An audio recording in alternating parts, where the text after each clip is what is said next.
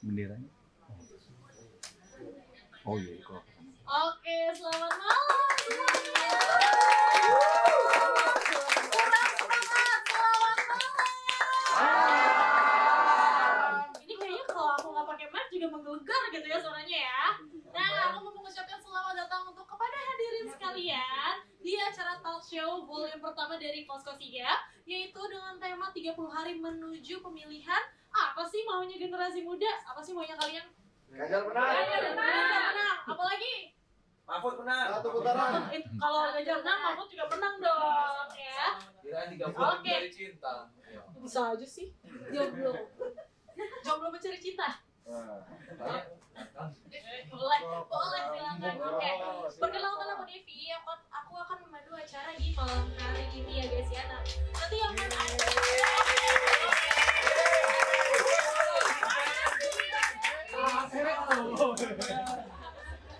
Oke guys, nah kita juga mengundang Gen Z dan milenial dan juga anak-anak muda nih yang masih muda-muda di acara hari ini yang pastinya bakalan seru banget dong ya. Nanti kita bakalan ada sesi tanya jawab dan juga ada moderator yang cantik dan juga ada speakers kita yang datang di malam hari ini ya guys ya. Dan pastinya bakalan seru banget karena nanti bakalan ada dia aja deh rahasia. Nanti aja deh rahasia. Nah, sebelum kita mulai acaranya kita harus berdoa dulu ya guys ya. Makan aja harus berdoa. Mulai acara juga harus berdoa dong, ya enggak? Nah, kita mulai berdoa menurut kepercayaan masing-masing. Berdoa dimulai.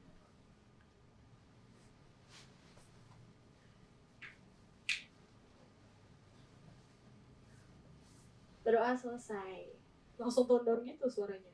Nah, selanjutnya aku mau kenalin nih ke kalian Deputi Muda dari Sigap, ada Mas Aldi Rizky. Maunya dipanggil Mas, Bro, atau Kakanda? Oke, boleh ya. Kita sambutan dulu dari Bapak Aldi Rizky, Kakanda. Bikin acara tuh susah ya. Oke. Ini sambutan pertama kayak selama gue hidup ini baru pertama kali gue ngesambut. Emang sebenarnya gue tanya dulu emang nih sejak gue bergabung dengan teman-teman di membantu Pak Ganjar dan Prof Mahfud emang banyak hal yang berubah sih. Tapi gue bersyukur banget. Oke. Om Gadun. Oke, bismillahirrahmanirrahim. Assalamualaikum warahmatullahi wabarakatuh. Selamat malam, salam sejahtera bagi kita semua. Shalom, Om Swastiastu, Namo Buddhaya, salam kebajikan, Rahayu. Yang pertama-tama, yang terhormat Bapak Priskianto, selaku Ketua Umum saya di Simpati Media Pranowo. Terus kemudian ya beserta jajaran, kemudian teman-teman yang menyempatkan hadir, para pembicara. Yang pertama ada brother gue, Seno Bagaskoro. Walaupun tadi gue agak tegang ternyata datang juga akhirnya. Terus yang kedua ada Kak Ratna Bila. Terima kasih Kak udah datang. Kemudian yang ketiga Adinda, Rika Diana Miki, sahabat seperjuangan di juru kampanye nasional di Generasi Pemenang. Jadi gue mengundang Kak Miki sebagai representasi dari Generasi Pemenang karena mestinya tadi mengundang Mas Tian atau Kak Abid, tapi karena berhalangan gue personal mengucapkan banyak terima kasih untuk Generasi Pemenang, untuk Juru Kamnas karena mereka yang ngasih gue kesempatan untuk jadi bagian dari juru kampanye. Itu adalah hal yang baru dan selama hampir kurang lebih 3 bulan gue bareng-bareng, jadinya gue bisa dapat amanah juga di sini berdasarkan pengalaman sebelumnya, jadilah simpatisan Ganjar Pranowo. Malam ini kita bakal ngobrol tentang 30 hari menuju pemilihan. Apa sih generasi muda?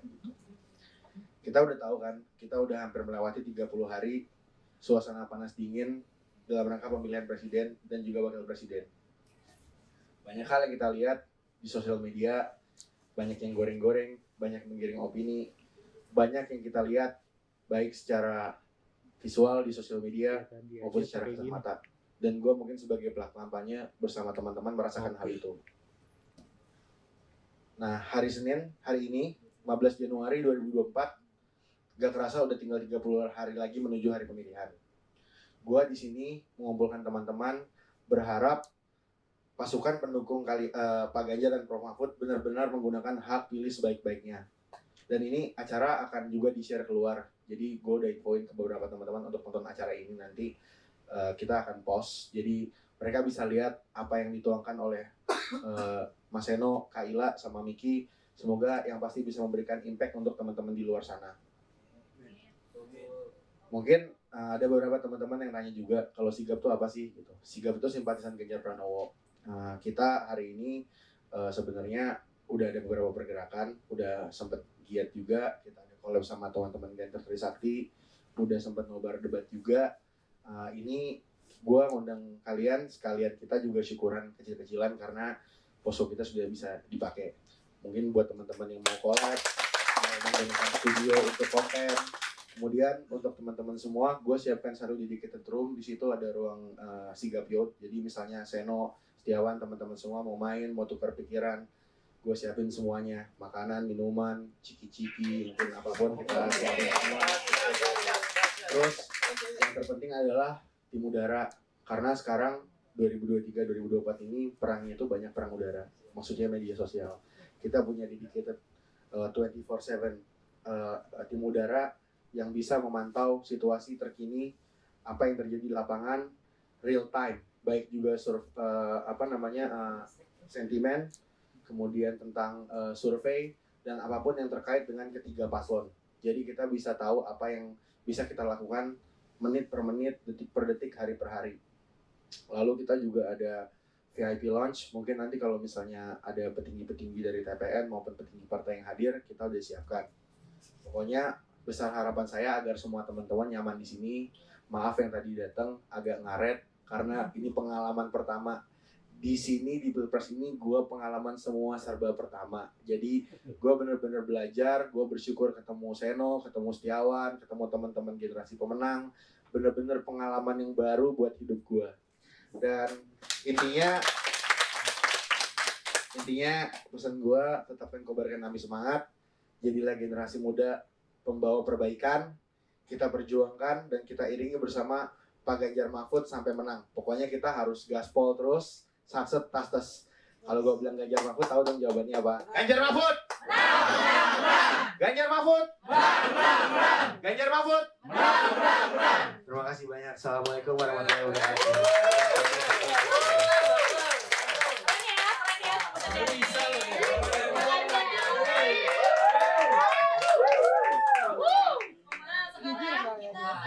Menyambut Bapak Ketua Umum, Bapak Presnyato, Ketua Umum dari Sigap, boleh banget nih Bapak Presnyato. Terpa Allah kan. Selamat malam semuanya. Masih muda-muda, gue merasa muda juga nih. Pada zamannya gue muda. Iya. Tapi sekarang tetap muda. Iya. Oke, jiwanya harus muda. Ke bawah tema ya Om. Betul. Jadi sebelum kita mulai, sama dengan Pak Deputi Muda ini, saya akan mengundang Yel Ganjar Mahfud tadi seperti Aldi bilang. Oke? Ganjar Mahfud. Ganjar Mahfud. Ganjar Mahfud. Semangat.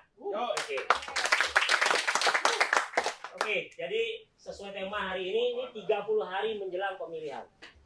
Sebenarnya gue pengen tahu banget nih pendapat kaum muda milenial Gen Z, karena gue lahir di zaman kolonial tapi hidup di zaman milenial, jadi setengah milenial, selenial.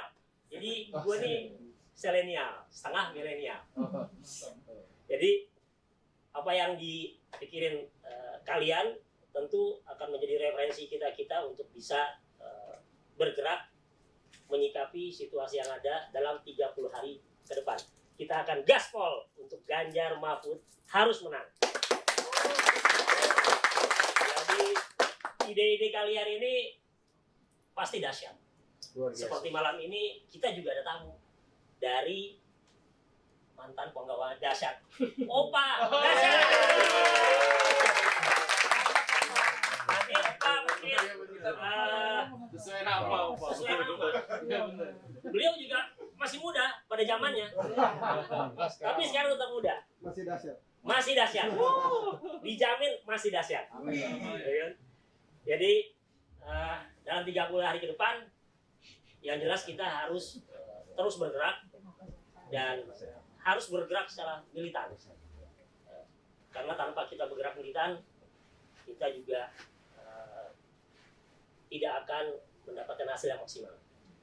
Dan tentunya kreativitas daripada teman-teman ataupun adik-adik sekarang akan kita gunakan dalam nanti kita bergerak 30 hari ke depan. Jadi dalam 30 hari ke depan tentunya kita harus terus berjuang dan bergerak. Tetapi kita juga tidak boleh melupakan yang namanya kesatuan persatuan bangsa. Itu harus kita pegang.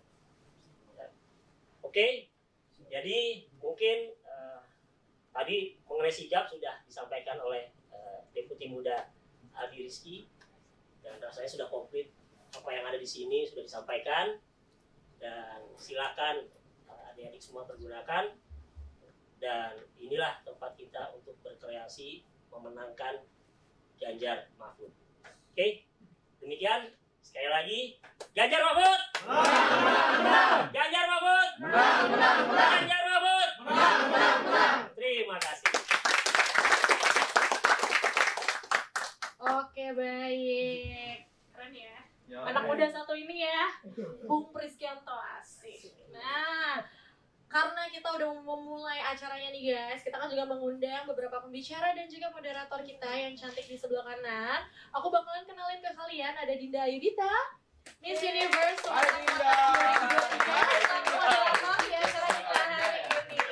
Dan ada Kak Ratu Nabila, Kak Ila, dari tim generasi pemenang selaku narasumber pertama, dan juga ada Kak Sena Bagaskoro, juru bicara utama TPNGP untuk jadi narasumber kedua kita juga, dan ada Kakak Rika Diana Miki dari seorang entrepreneur muda yang ngasih womanpreneur gitu loh, dan juru kampanye muda selaku narasumber ketiga. Asik, tepuk tangannya dong. Hai Kang Miki. Apa? Nggak apa? Boleh. Tunggu. Selesai. Nah, talkshow kita akan dimulai. Untuk sesi tanya jawab akan ada setelah penyampaian dari para narasumber kita yang cantik-cantik dan ganteng ini ya guys ya. Dan aku akan mempersilahkan moderator cantik kita, Dinda.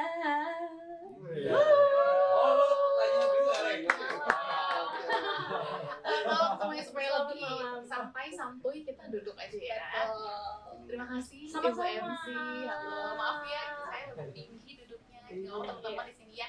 Oke, teman-teman semuanya selamat malam. Sesuai dengan tema yang kita usung pada malam hari ini, 30 hari menjelang pemilihan, apa sih harapan generasi muda. Jadi sini kita membuka forum terbuka lebar buat teman-teman di sini buat yang mau menyampaikan keluh kesah, aspirasi, inspirasi, ide yang kira-kira nanti yang harusnya yang sebaiknya dilaksanakan ke depannya seperti apa.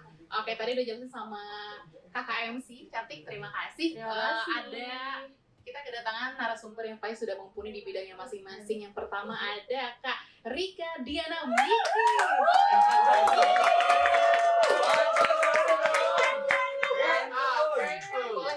Dulu ya teman-teman semua. Miki boleh di sini. Duduknya di sini. Kemudian kita juga kedatangan Kak Ratu Nabila atau Kak Ila. Duduk di sebelah sini. Ya, betul. Selanjutnya ada Mas Arya Seno Bagaskoro. Silakan Mas Seno dengan kece banget ya sarung tangan hitamnya. Nanti kita boleh diminta ceritanya walaupun teman-teman udah tahu latar belakang dari sarung tangan hitam itu apa. Oke, boleh dikasih mic-nya? Kakak MC. Oke, Mas Seno boleh, apa kabar? Baik, assalamualaikum. Terima kasih Kakak Dinda. Waalaikumsalam. Yang paling luar biasa dan mempesona Kanda Aldi Rizky.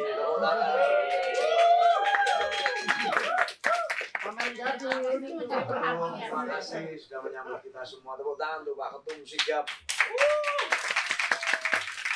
Terima kasih Pak Dinda. Apa baik. Iya, oke, mantap. Aku boleh ke Kak Ila. Kak Ila habis dari mana Kak sebelum ke posko sigap? Dari Dapil. Oh iya, betul. Apa nih Kak yang dilaksanakan sebelumnya? Iya, kita udah 30 hari lagi menuju ke pemilihan umum. Pastinya yaitu tadi kita harus gaspol, kita harus semakin turun, semakin bergerak untuk mengajak semua orang pastinya memilih Ganjar Mahfud gitu. Itu sih. Ganjar Mahfud. Pokoknya fokusnya itu aja udah 30 hari ke depan. Iya. Yang lain lupain dulu. Oke. Sip, terima kasih Kak Ila. Boleh ke Kak Miki sekalian, nanti pertanyaan pertama sudah siap ya. Wow, langsung ditanya aja. Ini Ini sedikit grogi. Iya, Benar-benar. Ini sedikit grogi sih, soalnya banyak teman-teman seperjuangan. Jadi kalau ada salah-salah ya mohon maaf ya. Soalnya aku nggak jago berbicara, tapi langsung ke turun lapangan boleh diadu lah.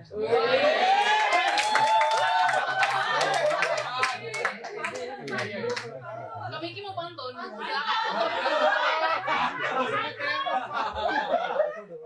Mbak Dinda, ini jangan mentang-mentang saya orang Betawi, jadi saya disuruh pantun dulu. Harus dong. Ayo. Ya, mikir lagi. Indonesia negara hukum. Assalamualaikum. Oke. Cakep. Anaknya Mas Ganjar namanya Alam. Waalaikumsalam.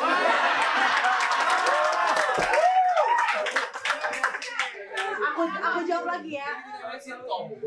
Dikulum-kulum, dikunyah-kunyah. Assalamualaikum semuanya. Assalamualaikum lagi. Lampu merah diterobos. Kader PDI ini bos. Itu sebenarnya buat Kakanda Seno. Oke, boleh kita ya menuju topik yang sebenarnya. Oke.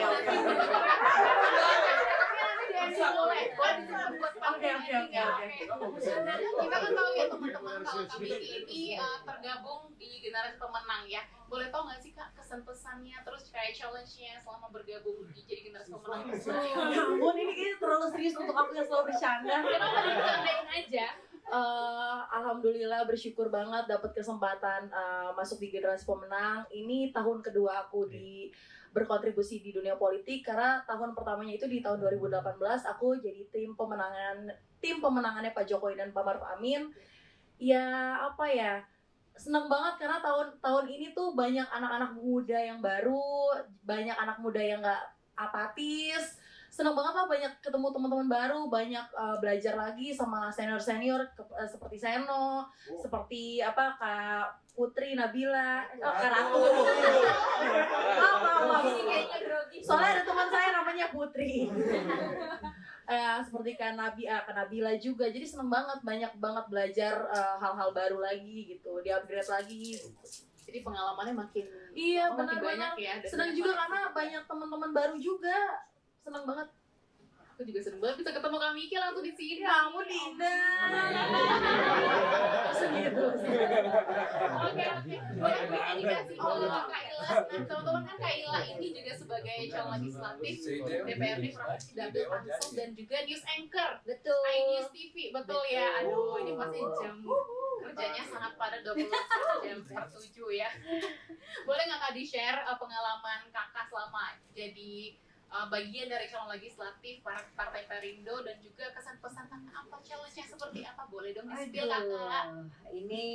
Ini pertama kalinya aku jadi caleg, pertama kalinya juga aku masuk ke politik, dan pertama kalinya aku mendukung salah satu calon presiden. Selama 10 tahun aku jadi jurnalis, aku selalu netral.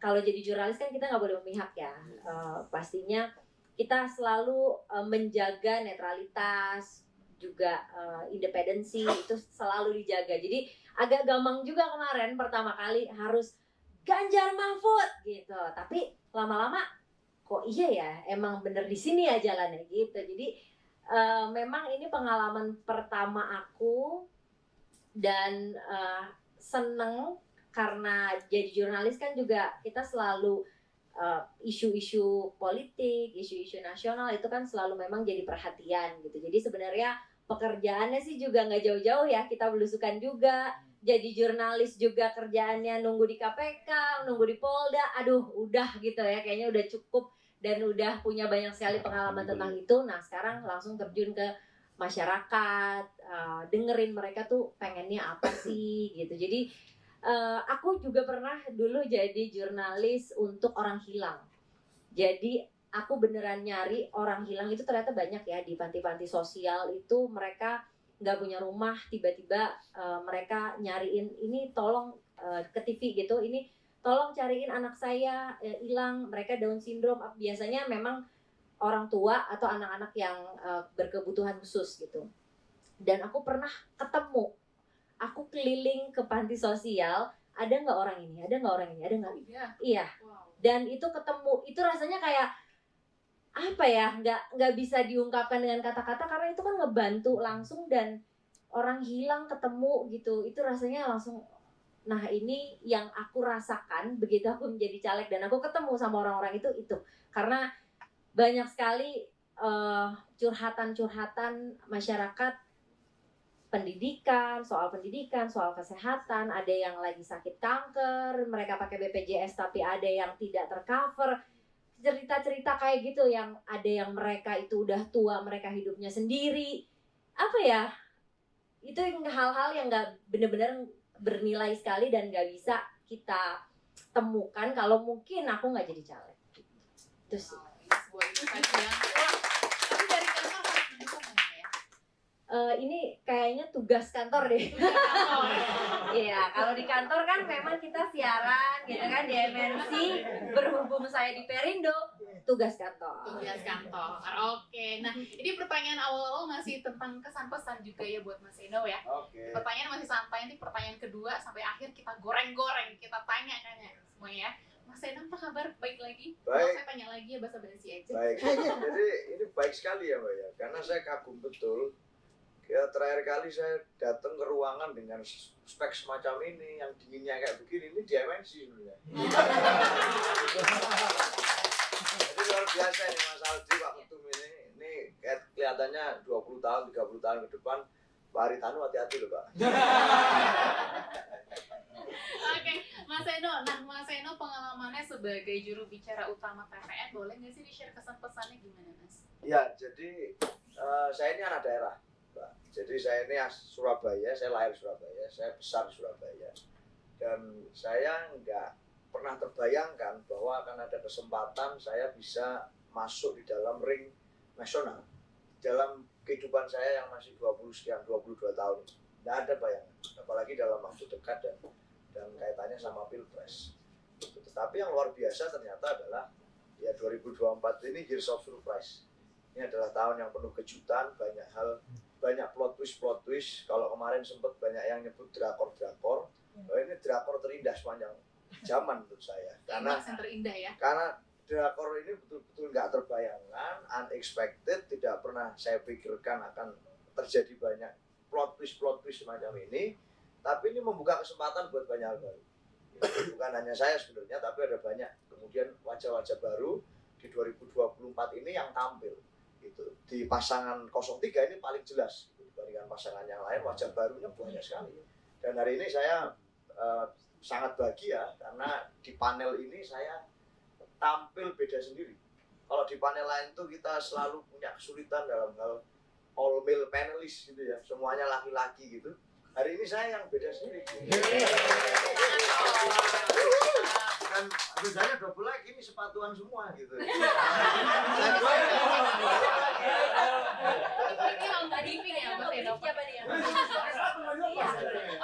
Kita kebiasaan kalau masuk masjid kita lebih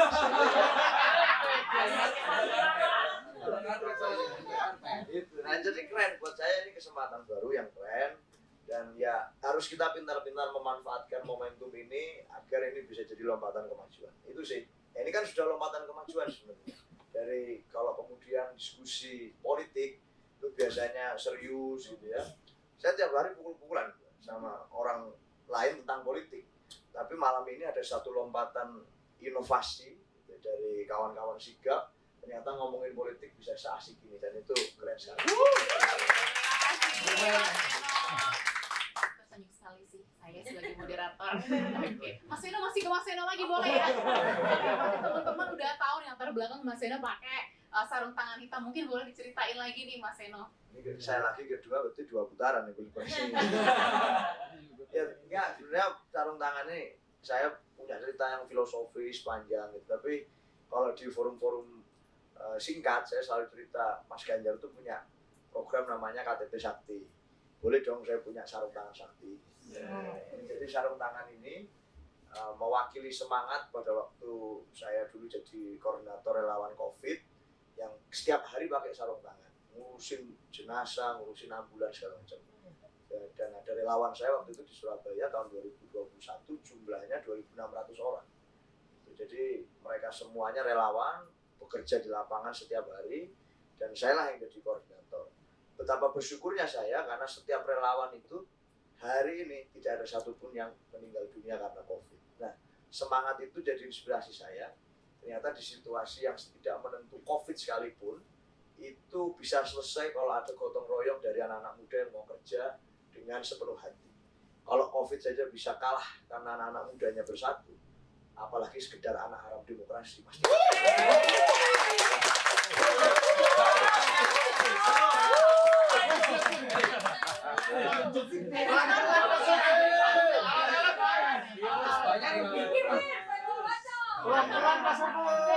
Boleh ke kami lagi ya.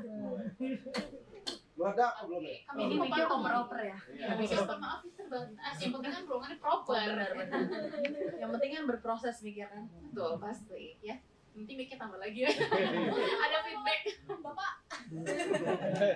Oke, nah Kak Miki kan sekarang tergabung di generasi pemenang juru kampanye muda untuk Pak Ganjar dan Pak Mahfud di Deputi Kinetik Teritorial, betul ya?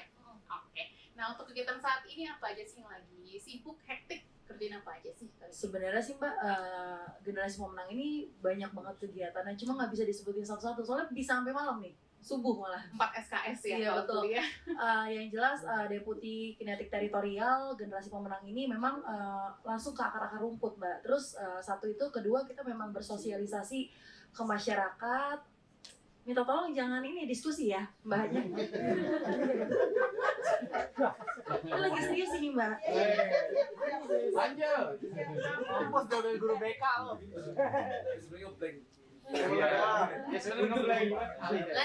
Lanjut ya. Ya kebenaran juga memang Deputi Kinetik Teritorial ini memang ujung tombaknya TPN untuk menggait suara dan swing voter sih Mbak. Kita memang kegiatannya banyak banget, tapi pada intinya memang langsung ke akar-akar rumput. Kita memang tipikalnya ini acaranya ini memang micro targeting. Terus juga kebetulan generasi pemenang ini memang udah 40 kabupaten kota. Itu sih. Boleh nggak disebutin satu kegiatan? Banyak sih Mbak sebenarnya kegiatan unggulan, semuanya unggulan semua. Pokoknya kalau generasi pemenang bagi-bagi kopi gratis. Terus kita mau bikin kegiatan kemarin itu kita pas Nataru juga ada kegiatan. Terus waktu itu kita bikin kegiatan ziarah akbar tuh dibantuin kan. Pokoknya banyak sih, pokoknya udah 40 kabupaten kota. Pokoknya banyak banget kegiatan. Sehari itu 5-4 lah kegiatan. Antusiasmenya kayak apa? Sorry ya ini. Nggak apa-apa. Kita diskusi Kak, boleh. Jangan-jangan Mbak Nabila ini yang ini nih. Yang udah ditemuin masyarakat tuh gimana sih ngelihat Ganjar Mahfud ini? Ngelihat banget ya. Nggak apa-apa loh. Kebiasaan. Forum juga boleh tanya. Boleh. Boleh. Di pelosok-pelosok ya Mbak, di daerah-daerah kita juga sempat kemarin ke pesantren-pesantren bareng Kak Nadia, Kak Putri Jasmine, ada Mas Tiawan juga. Memang antusiasnya tinggi banget Mbak, pengen banget kayak Pak Ganjar bisa kesini gak ya, kampanye di daerah sini bisa gak ya. Memang mereka tuh pengen banget Ganjar Mahfud jadi presiden dan wakil presiden 2020. Itu sih Mbak. Mantap punchline-nya Kak Miki, terima kasih. Iya benar. Oke.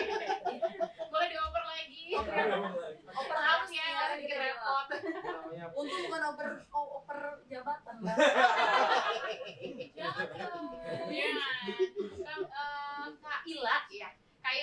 Kak Ira sekarang lagi sibuk ini ya, belusukan-belusukan. Jadi melihat dinamika yang terjadi selama masa kampanye ini, kira-kira pandangan Kak Ira mengenai pembangunan sarana prasarana yang seharusnya mempermudah mobilitas masyarakat sekitar Tangerang Kota seperti apa sih Kak?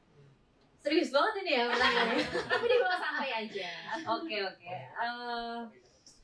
Apa ya, kalau kita lihat di Dapil Tangerang Selatan ini kan sebenarnya nggak jauh dari kota Jakarta, jadi masih urban juga, masih perkotaan, isu-isunya masih mirip-mirip sama Jakarta, kemacetan, polusi, banjir, transportasi umum ya seputar itu sih. Jadi nggak jauh dari Jakarta, dan yang aku temukan kemarin itu ngobrol ya tetap pendidikan sih. Jadi pendidikan memang sudah digratiskan, tapi masih banyak yang belum dapat sekolah karena di setiap kelurahan itu nggak ada satu sekolah. Jadi bisa sekolahnya tuh jauh di mana.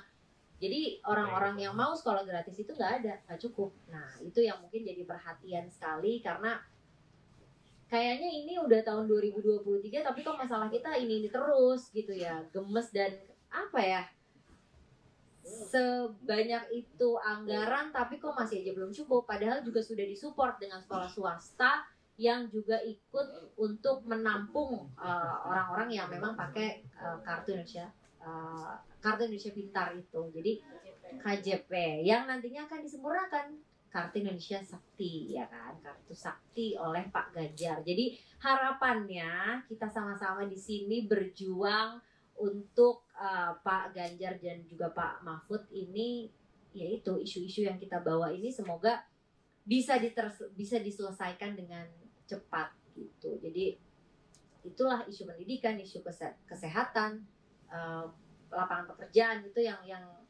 menjadi masalah di perkotaan pastinya. Jadi ya coba kalau kita lihat tanya-tanya yang di sini juga pasti apa masalahnya ya. Kesehatan kan pengen gratis, sekolah pengen gratis.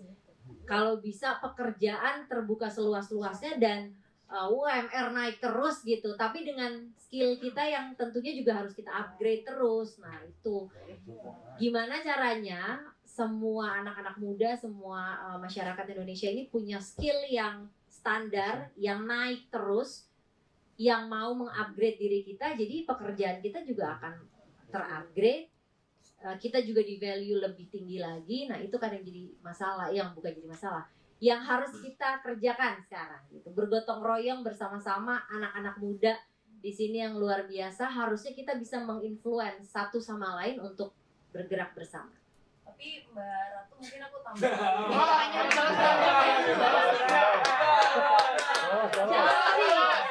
Jangan sedih, karena di visi misinya Pak Ganjar Prof Mahfud ada namanya gratis sekolah Mbak, dari SD sampai SMA Mbak. Jadi pokoknya kalau misalnya Pak Ganjar dan Pak Mahfud kepilih, masalah sekolah gratis. Benar nggak? Gimana? Cocok, kita kan satu suara semua di sini kan, betul. Pasti benar jawabannya. Pokoknya yang paling cocok, yang paling fit. Kalau aku ya memang dari hati gitu. Ini sebagai orang yang masuk ke politik pertama kali, yang nggak pernah memihak, nggak pernah netral ya. Iya, netral, nggak pernah militan gitu. Kalau di sini militannya kita udah tahu kan seperti apa gitu. Itu aku milih Ganjar Mahfud tuh dengan hati sih, karena yang paling pas, yang paling cocok, yang juga paling, kalau kita lihat mungkin kalau manusia itu kan makhluk visual ya. Jadi kita lihat yang paling fit dulu, yang paling kuat dan yang paling bisa diandalkan gitu. Kan kita pasti ngelihatnya ya, kalau kita mau memilih pemimpin kan kita harus yang bisa diandalkan dong. Ngapain dia jadi pemimpin kalau kita nggak bisa mengandalkan dia gitu. Jadi yang paling bisa diandalkan, yang paling bisa memberikan kepastian hukum. Ini masalahnya udah berlarut-larut sekali, udah 2023, nggak mungkin lagi gitu kan. Ya udah, jadi dari sosok-sosok itu yang paling kuat untuk menjadi pemimpin sih Pak Ganjar. Ganjar Mahfud Dari hati nih ya, pertama kali nih. Jujur dari hati ya, emang kerasa banget tulusnya. Lulus. Ya, Lagunya tulus. tulus. Boleh putar nanti ya, nanti kita karaokean abis ini. Oke, Mas Eno. Ya, lagi. Iya, iya, maaf udah proper lagi nih mic-nya. Nah, pandangan Mas Eno mengenai paslon-paslon muda, caleg DPR dan DPRD yang background sebelumnya artis, menurut Mas Eno gimana sih? Oke. Ya, saya bilang tadi ya, sebenarnya prinsipnya sama. Tahun 2023, 2024 ini tahun-tahun yang penuh surprise sebenarnya. Saya itu ketemu Mbak Ratu Nabila itu pertama kali waktu pelatihan, Oh, enggak. waktu pelatihan juru kampanye nasional Ganjar Mahfud. Tapi waktu itu masuk banyak sekali juga. Jadi dari relawan ada, dari partai itu puluhan, masing-masing partai pengusung masih awal-awal tuh. Dan bahkan mungkin seingat saya belum ada ya deklarasi yang gemoy-gemoy itu belum. Jadi masih kita kalau diomong solid itu solid itu. Semuanya datang ke situ dan Mbak Ratu itu waktu itu menjadi MC-nya, hostnya ya waktu itu. Dan saya menjadi salah satu peserta pelatihan itu. Ya betapa kemudian menjadi satu kehormatan bahwa kemudian ternyata dari ruangan itu banyak yang ternyata jadi caleg, banyak yang hari jadi jurkam. Dan hari ini saya bisa sepanggung sama Mbak Ratu sama Mbak Niki, buat saya ini satu kehormatan yang luar biasa. Jadi 2024 ini year of surprise, kesempatan itu terbuka lebar untuk banyak orang. Di banyak peran, caleg-caleg muda banyak, usianya masih muda-muda banyak. Yang jadi tim ses di paslon manapun juga banyak. Bahkan ada pula yang jadi wapres, gitu ya. Malam-malam Mas Obe. Lanjut. Ada yang jadi cawapres. Artinya kan sebenarnya ya narasi anak muda ini jadi narasi yang paling renyah, gitu, paling seksi. Di 2019 itu narasinya milenial, 2024 itu nggak afdol kalau nggak ngomong tentang Gen Z. Semua forum politik itu bicara tentang itu. Anak muda, bonus demografi, anak muda harus maju di politik, anak muda harus begini, anak muda harus begitu, anak muda harus berperan ini itu. Lalu karena itu terlalu sering dibicarakan, gitu ya, terlalu sering kemudian itu muncul dari para politisi, dari semua aktor-aktor politik yang ada hari ini. Kadang-kadang saya juga aku mikir juga. Lalu terus kalau sudah muda terus ngapain? Terus emangnya kalau muda mau apa? Gitu. Dan di saat yang sama kebalikannya, kalau tua terus kenapa? Gitu. Apakah kalau tua kemudian tidak boleh ikut ngomong politik misalnya? Atau hanya muda saja yang boleh? Muda lalu apa? Gitu. Karena terlalu sering dibicarakan. Kadang kita pernah ya zaman kecil itu dulu ngomong apa ini? Bunga gitu ya. Bunga diulangi terus gitu tuh akhirnya kehilangan makna itu. Nggak ngerti lagi kita bunga itu apa, karena terlalu sering diucapkan. Nah, sama dengan narasi muda itu. Karena semua orang bicara tentang muda, bonus demografi, Indonesia emas, lalu apapun lagi, lalu semua bicara tentang muda. Kadang kita kehilangan konteks. Hari ini kita seringkali kehilangan konteks. Muda terus apa? Apa gunanya muda kalau berlawanan spirit dengan anak-anak muda? Apa gunanya muda kalau dia melanggar peraturan yang mengubah seni-seni demokrasi? Apa gunanya muda kalau dia tidak sesuai dengan apa yang dikehendaki oleh anak muda? Apa gunanya muda kalau dia hanya menggunakan kemudaannya itu sebagai komoditas tanpa ada substansi? Apa gunanya muda kalau itu semua? Tidak ada gunanya. Tidak ada bedanya. Mendingan tua aja nggak apa-apa. Tapi tua tidak mengkhianati muda. Daripada pura-pura muda seakan-akan muda, tapi dia malah menodai, membelakangi, memantati politik anak muda secara keseluruhan. Nah, ini satu fenomena. Maka di sisi yang lain ini menjadi satu challenge untuk kita semua. Kesempatannya terbuka, peluangnya ada, potensinya ada, hegemoninya ada, spotlightnya ada untuk anak-anak muda. Semua politisi otomatis akan membicarakan anak muda. Kenapa? Logika elektoralnya berkata demikian. Secara kuantitas anak muda jumlahnya besar, butuh mereka dibilik suara. Saya juga sebagai seorang politisi, saya butuh suara anak muda. Semua caleg butuh suara anak muda. Seluruh partai politik butuh suara anak muda. Semua capres butuh anak muda. Bohong kalau kemudian ada yang mengatakan tidak butuh. Pasti butuh. Nah, artinya apa? Spotlightnya ada di anak-anak muda. Persoalannya spotlight yang sudah demikian strong untuk kita kayak begini nih. Sebenarnya agak kedinginan juga saya, tapi satu-satunya baju lain yang saya bawa hanya baju partai di sini. Artinya nggak apa-apa kan, tenang aja, tenang. Ini bukan semacam kode, tenang. Jadi saya ini. Nah, artinya spotlightnya sudah ada, bos. Ini sudah ada barang. Nah, kita mau isi dengan apa ini? Kalau sekedar muda tapi kemudian nggak ada agenda base-nya, nggak ada targetingnya, nggak ada isu yang mau dibawa. Apa itu? Nanti ada. Saya tidak mau mengubah-ubah aturan main di tengah jalan.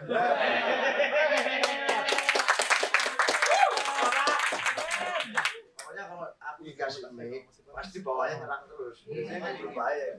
Saya harus cek dulu ada intel nggak di belakang. Kayaknya aman. Nah, nggak aman juga nggak apa-apa. Nah, jadi itu artinya anak muda itu yang sekarang mendapat kesempatan demikian luas, mendapat kesempatan demikian kaya untuk berperan di ruang publik. Jadi tanggung jawab kita untuk mengisi apa yang kita miliki hari ini, privilege yang kita miliki hari ini, entah itu spotlight, entah itu kesempatan, entah itu apapun, dengan agenda yang punya substansi. Kita harus ingat, 2045 100 tahun Indonesia merdeka, 2028 itu 100 tahun Sumpah Pemuda. Pasca 100 tahun, mendekati 100 tahun, pernah nggak kita misalnya duduk sebagai satu kekuatan kolektif membicarakan? Masih sama nggak ini konsensus kesepakatan kita, kenapa kita memilih jadi orang Indonesia? Dalam kesempatan jadi jubir kemarin, saya punya kesempatan sangat luar biasa untuk keliling ke berbagai daerah Indonesia. Di Papua, di Batam, di Kalimantan, di mana. Pokoknya saya sudah lupa apa itu rumah. Keliling. Apalagi pacaran. Susah banget. Nah, keliling Indonesia itu. Dan ketemu dengan anak muda dari berbagai macam wilayah. Lalu, saya berpikir saat ketemu, dialog, ngobrol, interaksi. Apa yang membuat teman-teman saya yang ada di pinggir Danau Sentani di Jayapura itu bisa merasa sebangsa dengan kawan-kawan saya yang tiap hari harus bersaing kerja dengan TKA Cina di Batam, Kepulauan Riau. Apa yang membuat mereka berdua itu harus merasa sebangsa? Kita nggak pernah kok ngobrol tentang itu. Kita nggak pernah masukkan agenda untuk mencari kesadaran kita tentang kenapa kita harus bersatu di tengah segala macam keriuhan hegemoni tentang anak muda ini. Maka sebenarnya yang salah yang mana? Sekarang narasinya, kesempatannya, spotlightnya sudah memberikan ruang demikian luas untuk kita, tapi kita tidak gunakan itu sebaik-baik. Maka ini jadi pertanyaan dan problema. Kalau ada anak muda yang jadi calon, mau itu legislatif, mau itu eksekutif, mau itu apapun, tim ses sekalipun, bisa nggak dia mendorong agenda-agenda itu ke depan? Bisa nggak dia menciptakan harapan, hope, imajinasi tentang dunia yang lebih baik, lebih pasti di masa yang akan datang untuk anak-anak muda? Bisa nggak dia mengajak teman-temannya untuk melangkah ke hari esok dengan kepastian lebih baik tentang masa depannya, tidak perlu galau, tidak perlu resah tentang kondisi objektifnya? Bisa nggak? Nah, kalau misalnya kita bisa melakukan itu, barulah kita ngomong tentang yang lain-lain. Karena itu yang akan membedakan apakah narasi anak muda yang kita bahas hari ini hanya sekedar jadi narasi omon-omon atau narasi kemenangan. Gimana sih? Dan bervisioner ya mas. Iya. Oke, ngomong-ngomong tentang anak muda, kami lagi nih. Kami saat ini kan Sukses ini menggunakan social media untuk membagikan segala macam informasi, agendanya, belusukan, gitu. Gimana caranya supaya kita enggak bias dalam menanggapi sebuah informasi? Yang jelas sih Mbak, nggak ditelan mentah-mentah juga sih, nggak langsung oh iya ada berita miring segala macam langsung diterima. Ya jangan kayak gitu sih. Kebetulan juga memang rata-rata Gen Z ini cuma baca judulnya aja tapi nggak ditelaah juga gitu kan. Tingkat literasinya juga rendah. Benar. Jadi memang kita harus tahu juga nih sumbernya dari mana, apa jangan dikit-dikit ini asli, ini berita segala macam. Kita harus baca dulu nih, kita cari sumbernya dulu. Terus juga apa ya? Ya namanya media kan pasti ada gimmick-gimmicknya juga kan ya Mbak. Yang penting kita harus tahu dulu lah itu beritanya valid atau enggak. Itu aja sih. Kadang ada clickbait ya. Benar. Cuma judulnya aja ternyata isinya beda. Ternyata isinya itu apa namanya link Shopee. Tapi itu benar. Tapi sering ada kan, sering ada. Betul. Kadang juga media menggoreng-goreng. Betul, Opini-opini digoreng-goreng. ya, menggiring opini-opini pastinya gitu. Jadi jangan langsung Jangan langsung ambil kesimpulan. ambil kesimpulan, kita lihat dulu ini beritanya bener atau enggak. Oke, thank you. Boleh ke Kak Ila lagi. Ya sedikit canggung soalnya kita harus mindahin mic-nya. Gak apa-apa ya. Saya teriak ini nggak apa-apa. Boleh sebenarnya kalau teman-teman langsung ngomong gitu bakal Ini kedengeran kita juga. pakai ini loh, kita pakai Oh, udah dua. baik. Nggak ada 3, satu lagi yang di sini. Biar kayak yang lagi depan. Oke, siapa tuh Kak? Wow, yang kemarin tuh, Pak. Aduh. Wah, Kalau ini agak tiga sedikit. boleh, kalau pakai tiga nggak boleh. Oke, nah Kak Ila melihat arah gerak Jokowi yang tidak tertebak ya, YTTA yang tahu-tahu aja. Gimana cara Kak Ila untuk meyakinkan bahwa kalau Pak Ganjar itu tidak akan berbuat hal yang serupa? Wah, Aduh, Pak, ini kayaknya yang harus jawab sebelah sini kayaknya. nanti ada yang juga, ada juga ya. Oke. Kasih buat Mas Eno. Oke, itu gampang sih jawabannya. Kita lihat aja Pak Ganjar itu di PDIP dari kapan sih? Dari dia kuliah loh. Berapa tahun tuh kira-kira Mas Eno? Lebih dari 25 tahun. Lebih dari 25 tahun. Jadi udah kelihatan banget komitmennya seperti apa. Bagaimana cara dia berjuang, bagaimana dia sangat menghargai proses. Itu kan yang dibutuhkan sebenarnya. Jadi kita jangan fokus sama tujuannya apa. Kalau kita fokus dengan tujuannya gue mau ini, kita bisa menghalalkan segala cara untuk menuju situ gitu. Tapi kan yang harus kita lihat adalah prosesnya gimana. Karena justru di dalam proses itu adalah yang menentukan ujungnya, dan di dalam proses itu kita bisa hidup, kita ujung-ujungnya sama kok, semua yang ada di sini ntar dikubur juga gitu. Jadi apa sih, ambisi apa sih yang mau kita capai? Ya kita justru hidup dari hari ke hari, dari proses ke proses, dari usaha-usaha yang kita lakukan gitu. Jadi ya udah, kita usaha untuk hari ini, usaha lebih baik untuk besok, terus usaha sampai menuju goalnya. Nggak ada proses yang cepat. Bikin mie instan aja 3 menit tunggunya gitu. Next time ya. Ini kita lihat juga proses dari Pak Ganjar udah bergabung itu dari udah 25 tahun yang lalu. Iya, jadi udah dipastikan komitmennya kuat sekali kok gitu. Dia sangat memegang komitmen, dan apalagi nanti kalau ke rakyat kan ya dia aja dengan partainya udah sekomitmen itu gitu. Itu aja sih, gampang. Gampang ya jawabannya. Aku aja bukan yang di dalam sini ngelihat loh itu. Udah, gitu. emang udah ya kan? kelihatan. Iya.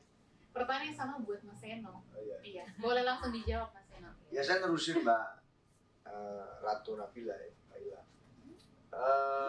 Pak Ganjar itu cuti, apa cuti? Juru setia. Nah, kalau saya kan Cakep. ada jurkam, ada jubir, ada ini cuti, juru setia. Gimana juru setia? Ada 3 kesetiaan Pak Ganjar. 1, saya tiga ya? terus soalnya. Setia pada partainya, yang mana partainya ini berarti setia pada ideologinya. Karena dalam partai itu nggak hanya bicara organisasi, tapi bicara tentang platform, gagasan, tentang ideologi. Dia melakukan itu sejak dia masih mahasiswa, sama kayak kita dan mayoritas dari anak muda yang hari ini jadi mahasiswa. Tahun 98, hari ini mungkin yang keren itu, atau 2019 lah, 5 tahun yang lalu, yang keren itu bikin startup misalnya, bikin aplikasi, itu keren. Tahun 98 menuju ke reformasi, atau periode menjelang itu, yang keren itu adalah saat melawan penguasa, melawan rezim untuk anak-anak muda. Kita harus paham konteks zamannya. Nah, dalam konteks zaman itu, Pak Ganjar itu melakukan itu. Dia berani masuk ke gerakan mahasiswa, bahkan masuk ke partai politik, dan dia berjuang di situ untuk melawan rezim otoritarian Orde Baru, Soeharto. Dia melawan itu dengan semua yang dia miliki, yang mana tidak banyak, gitu. Karena dia lahir dari keluarga polisi pangkat rendah, kemudian dia harus belajar keras untuk dapat beasiswa, biaya sekolahnya bingung, adik-adiknya kesulitan untuk sekolah dan seterusnya. Tapi dia memutuskan untuk mengambil resiko dan masuk ke partai politik. Di situ dia belajar di tingkatan yang tidak tinggi, nggak ada karpet merah untuk dia. Dia belajar dari bawah, nggak 3 hari masuk ke PDI kemudian dia jadi ketua umum. Tidak. Ganjar tidak begitu. Saya cerita Ganjar ya. Pak Ganjar itu 3 hari plus 26 tahun baru jadi capres. 3 hari plus 26 tahun. Itu makanya. Nah, Pak Ganjar melakukan itu dari tingkatan yang paling, ya nggak rendah banget tapi tidak tinggi juga. Masuk ke badan penelitian pusat, kemudian melakukan assessment, belajar di situ, berproses, dicalonkan jadi anggota DPR RI, kalah, pernah merasakan kalah. Yang pertama kali maju dia kalah loh, jadi nggak menang terus, ada kalahnya, kalah kemudian PAW, pergantian antar waktu, karena calon yang jadi beralangan tetap, maka naiklah dia. Mekanismenya masih proporsional tertutup, beda dengan sekarang, nggak bisa dia cari suara terbanyak, tertutup nomor urut, PAW maka dia naik. Kemudian 1 periode di sana, 2 periode di sana, dia paham itu apa artinya berdebat di sana. Ketemulah dia sama senior kawannya Mbak Eta ini, Mas Akbar Faisal, Bang Akbar Faisal. Berdebat keras dia, mengesahkan sekian banyak undang-undang yang waktu itu menyelamatkan muka DPR, kata Bang Akbar di podcastnya Profenal Kasali. Karena sekian banyak undang-undang tentang otonomi daerah misalnya, disahkan di era itu. Pak Ganjar itu berperan besar saat memekarkan banyak provinsi. Yang hari ini karena gini, pemekaran provinsi itu penting. Kenapa? Karena bantuan atau insentif dari pusat itu turunnya akan lebih tersentralisir saat kemudian ada pemekaran. Katakan kayak Madura di Jawa Timur. Dia Jawa Timur mau Madura itu ada pembangunan atau tidak? Jawa Timur itu punya Surabaya, punya Malang. Otomatis pertumbuhan ekonominya tinggi. Sehingga prioritas bantuan pemerintah nggak bisa turun ke situ dari pusat APBN. Karena Madura masih tergabung sebagai Jawa Timur. Nah, Pak Ganjar itu memekarkan banyak provinsi dulu. Sehingga provinsi yang belum bisa maju itu bisa diturunkan insentif APBN, dikucurkan dana dengan lebih cepat. Dia melakukan akselerasi itu pada saat jadi anggota DPR. Jadi sangat paham tentang dinamika pemerintahan, pengelolaan, pembangunan. Dia sangat paham mekanisme itu. Kedua, dia mendengarkan rakyat. Jadi DPR itu kerjanya dengerin orang. Jadi tempat sampah, Bos. Beda dengan jadi Menteri Pertahanan. Nah, itu mendengarkan dirinya sendiri. Gitu. Terus maksudnya. Karena DPR DPR itu dia tidak membuat kebijakan sendirian. DPR itu satu kekuatan kolektif. Maka saat yang lain bilang tidak setuju, dia setuju. Tidak bisa dia jadikan itu satu policy. Kalau menteri masih punya dia kemampuan untuk mengeksekusi, kemampuan untuk beli-beli alutsista, ini masih bisa. Misalnya. Kemampuan untuk tanam singkong, tumbuhnya jagung, bisa, Bos. DPR nggak bisa. Nah, artinya apa? Artinya tantangannya, challenge-nya luar biasa. Nah, Pak Ganjar belajar mendengarkan rakyat. Maka dia mendengarkan itu kesulitan jadi rakyat seperti apa. Kenapa? Karena itu basis konstituennya. Meskipun dia nggak maunya Pak Ganjar dengerin, pasti ada masa reses. Pasti dia pernah mendengarkan yang namanya keluhannya masyarakat itu. Dan dia melakukan itu proses dengan bahagia gembira itu. Dan kemudian merajai televisi. Dia tampil betul sering ILC apa forum apalah sebut. Pasti kalau yang mengikuti politik di era tahun itu melihat wajah Ganjar Pranowo waktu itu di berbagai macam forum televisi. Jadi nggak ujuk-ujuk. Dia sering tampil di situ. Dia memperjuangkan banyak hal. Salah satunya adalah dia memperjuangkan tentang kuota 30% peran perempuan di dalam parlemen, di dalam partai politik. Yang memaksa sekarang ketua-ketua partai di tiap tingkatan untuk mikir siapa caleg yang berasal dari perempuan. Karena biasanya ngambil gampangnya aja kalau nggak dibuat sistemnya. Maka udah laki-laki semua yang biasanya ngerokok bareng di sini, itu semua dicalekkan semua. Nggak bisa. Dengan ada peraturan yang disahkan oleh Pak Ganjar dan kawan-kawan di DPR, maka sekarang politik kita harus mengubah wajahnya untuk mendengarkan dan melibatkan perempuan secara aktif. Maka saat bicara tentang kelompok rentan, kelompok lemah, siapapun itu, disabilitas, kelompok marginal, kelompok masyarakat prekariat atau rentan penghasilannya, dia sangat paham. Kenapa? Karena dia tahu cara mengegolkan yang namanya affirmative action, aksi afirmatif untuk mengakomodasi orang-orang yang tidak ada di arus utama, bukan mayoritas. Dia paham membuat kebijakan yang mana itu adalah peran pemerintah untuk tidak meninggalkan siapapun di belakang. Maka prinsipnya hari ini dipakai, no one left behind. Tidak boleh ada orang yang ketinggalan warga negara Indonesia. Dari situ dia naik lagi. Dia mengikuti proses kepartean itu melalui penugasan di negara dengan menjadi DPR RI. Dia naik penugasannya ditingkatkan menjadi seorang gubernur. Istilahnya begitu, dia harus belajar satu persatu, tahapan demi tahapan. Dia jadi gubernur maju di sana 2 periode. dia bangun sekolah vokasi sebanyak-banyaknya untuk siapapun yang ada di Jawa Tengah dengan satu syarat, miskin, prasejahtera, tinggal datang ke sana, bawa, nggak usah bawa apa-apa, nggak usah bawa seragam, semuanya dibelikan negara, lulus dijamin kerja, minimal di dalam negeri, maksimal di luar negeri, dan bisa memotong rantai kemiskinan. Berapa ratus orang satu angkatan. Kemudian dia lanjut lagi, membuat yang namanya di Jawa Tengah itu menjadi solar provinsi energi terbarukan. Yang hari ini semua orang bicara itu. Pak Ganjar mendigitalisasi birokrasinya, membuka pelayanan di Twitter, Instagram, DM segala macam. Dia sendiri jadi adminnya.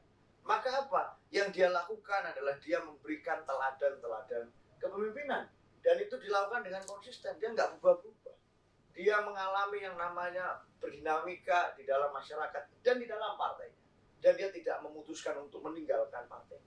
Maka dia adalah petugas ideologi yang ada di dalam diksi tugas partai. Itu pertama, kesetiaan kepada partai menjadi jelas.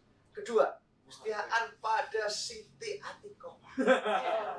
Pak Ganjar itu setianya bukan main sama Bu Atikoh. Gak pernah aku melihat dia melepaskan cincin nikah.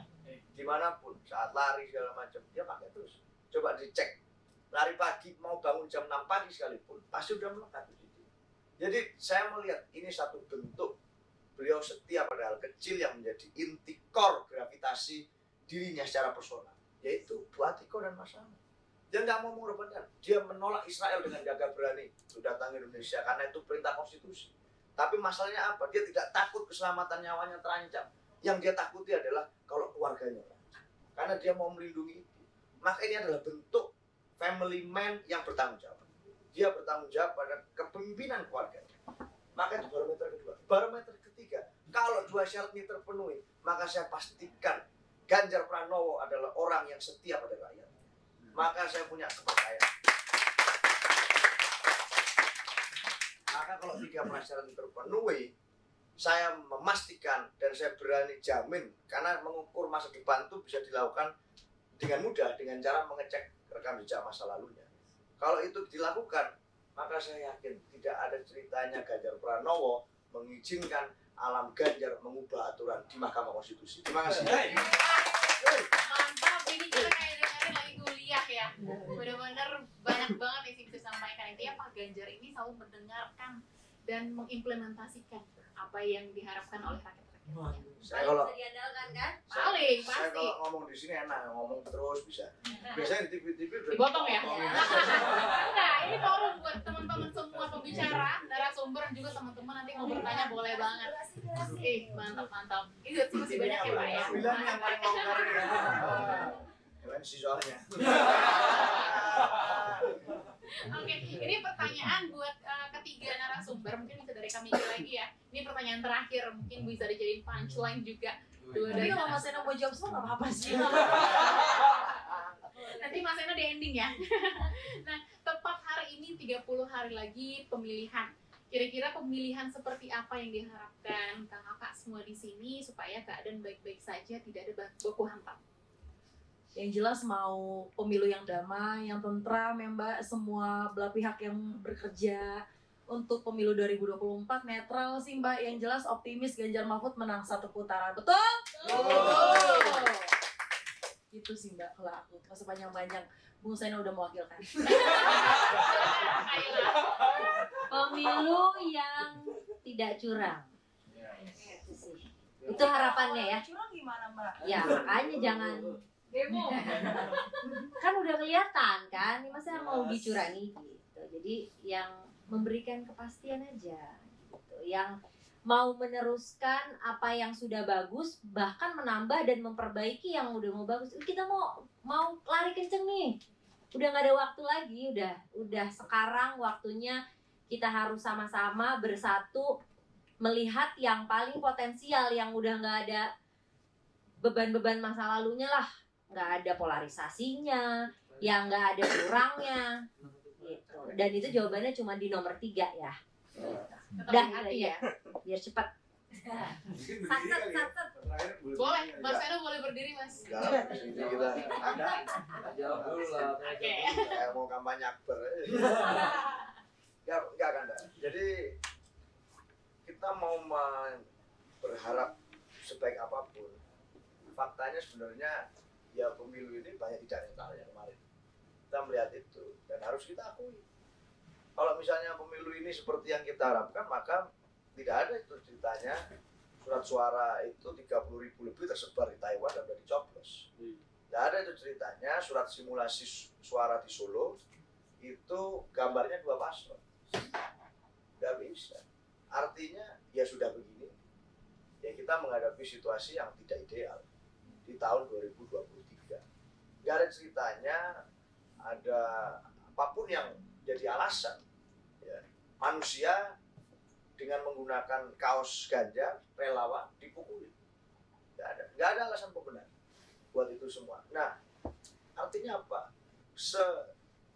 Indah-indahnya kita berharap pemilu ini terjadi besok. Itu kemarin adalah sebuah fakta sejarah bahwa itu semua terjadi. MK bahkan sudah memutuskan bahwa ada pelanggaran etika di dalam situasi pemilu kita ini. Artinya apa? Ini situasi yang maha tidak ideal. Jadi kalau bicara tentang demokrasi kita, ya nggak oke, kita nggak sehat. Kita secepat mungkin kita mengakui fakta itu semakin baik. Karena dengan begitu kita tahu bahwa ada yang salah, ada yang sakit, dan harus diobati. Nah, persoalannya apa? Untungnya, kalau belajar SIO, SIO-nya sudah berganti. 2023 itu terjadi itu semua peristiwa. Tapi kan ada momen pergantian tahun di 2020.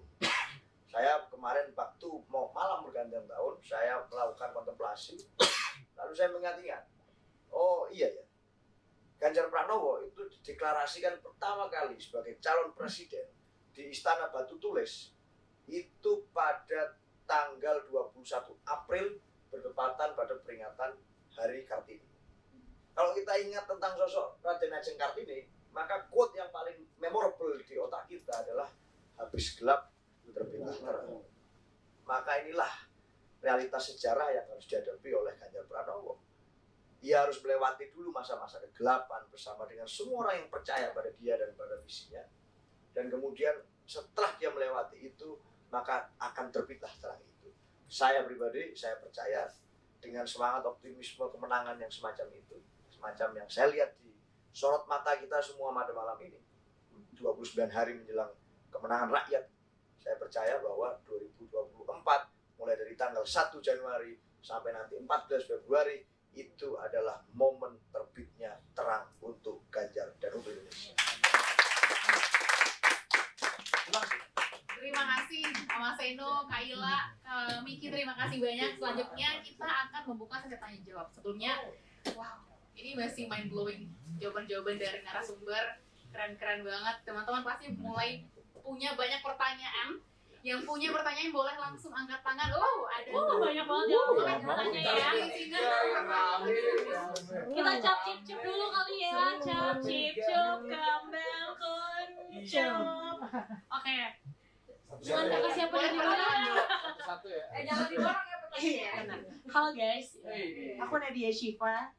Iya, gue udah sebelum Ganjar jadi apa-apa, gue udah merasakannya karena saat ini gue caleg P3 nomor 3 tanpa mahar. Itu semua karena Pak Ganjar dulu memperjuangkan hak gue untuk bisa maju pada 2024.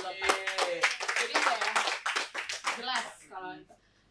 Mungkin siapapun ini boleh pertanyaannya gue lempar aja ke forum.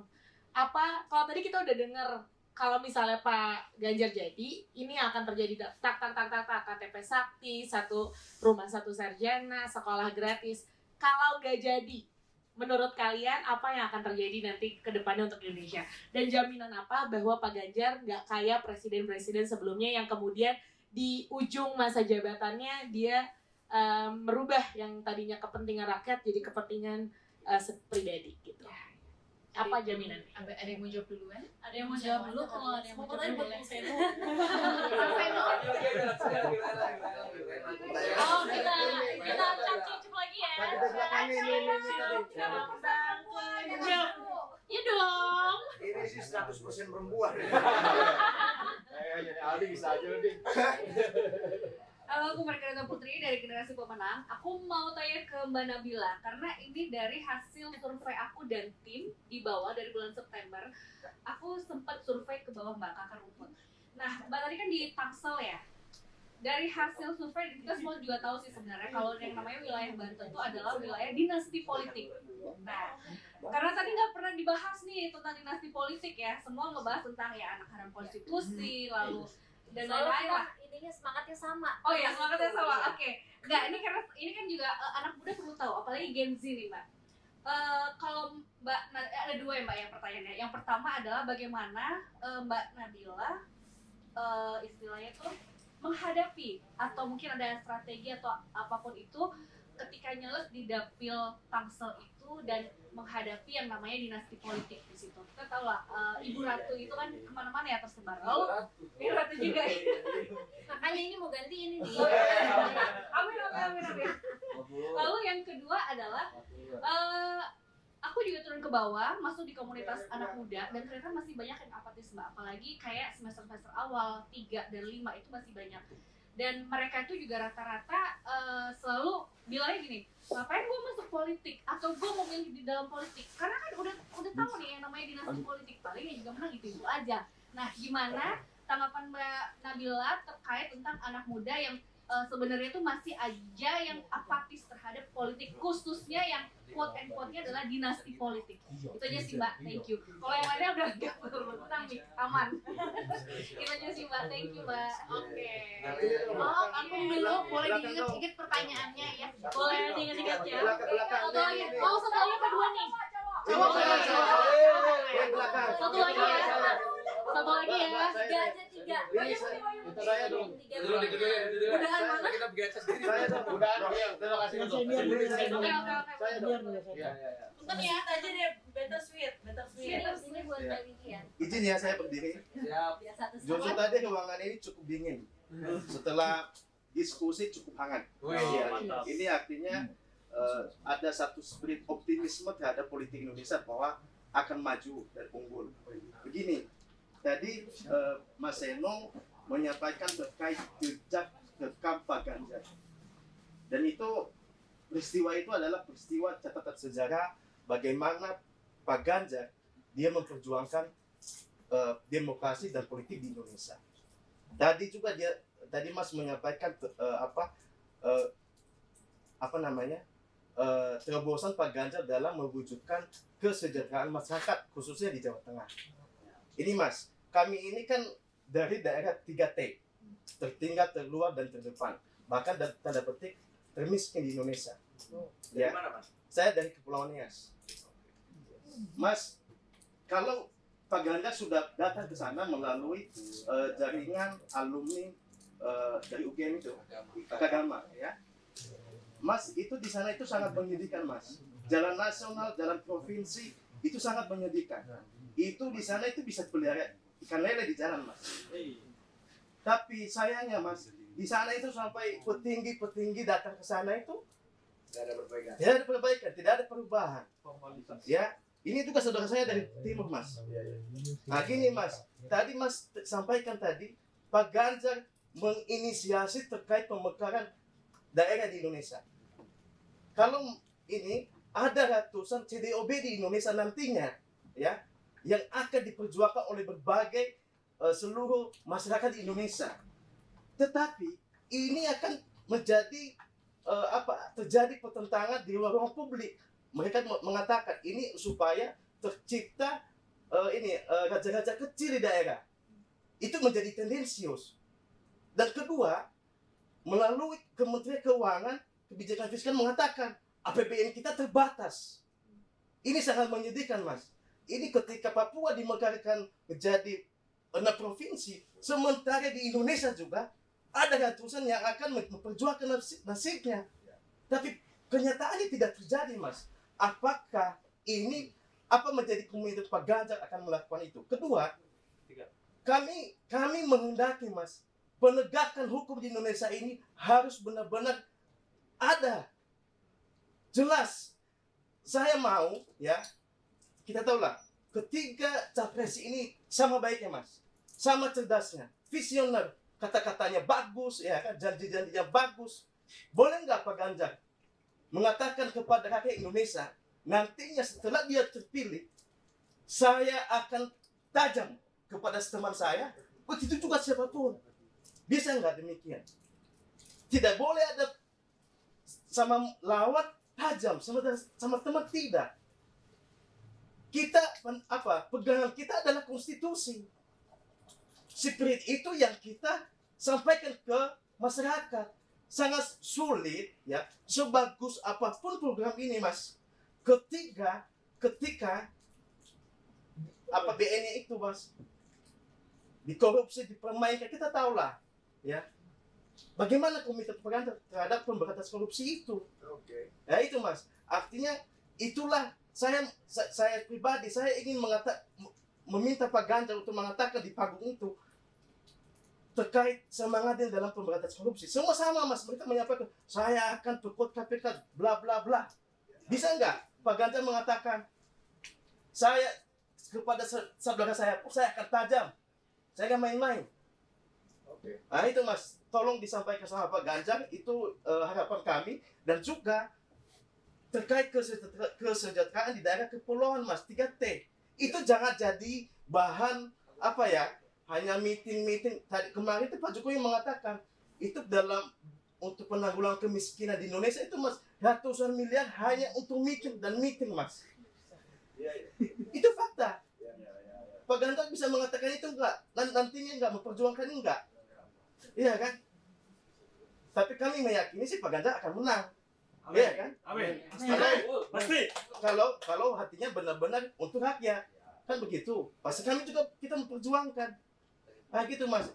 Kenapa saya agak semangat? Karena gini Mas, kami dari daerah tertinggal ini sangat menangis. Kami kayak bukan anak bagian dari republik ini, jujur aja. Masa kami harus angkat senjata seperti orang Papua? Kan nggak mungkin. Kan begitu kan Mas. Nah itu Mas. Terima kasih. Dulu ya dari Kanadia, dari ketiga narasumber ada yang mau menjawab dulu pertanyaan dari Kanadia? Aku dulu. Oke, boleh. Nah, Miki yang terakhir berarti.